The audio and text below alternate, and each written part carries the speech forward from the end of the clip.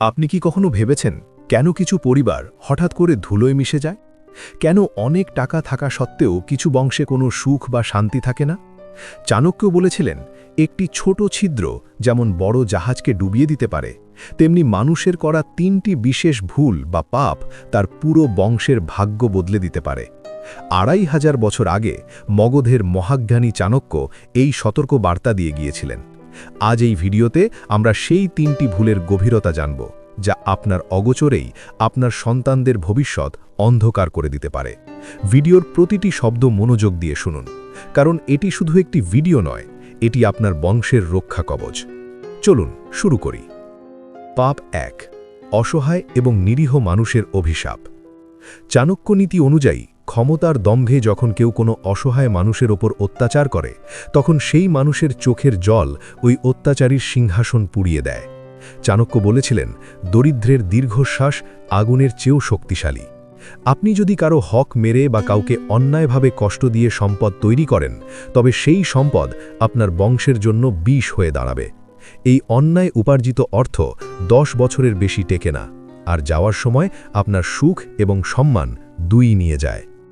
পাপ ২, গুরুজন এবং মহান ব্যক্তিদের অপমান।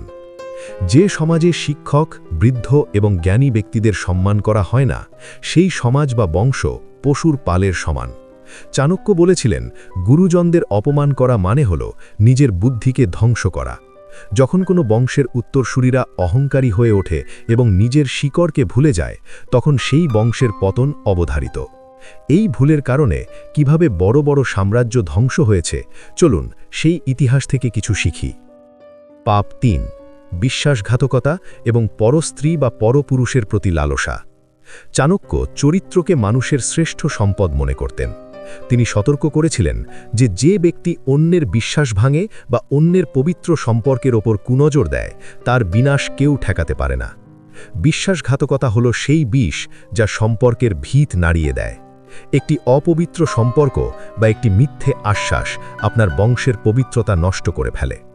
কিভাবে নিজের চরিত্রকে ইস্পাতের মতো শক্ত করবেন, চাণক্য সেই পথও আমাদের দেখিয়ে গেছেন। উপসংহার ও শপথ।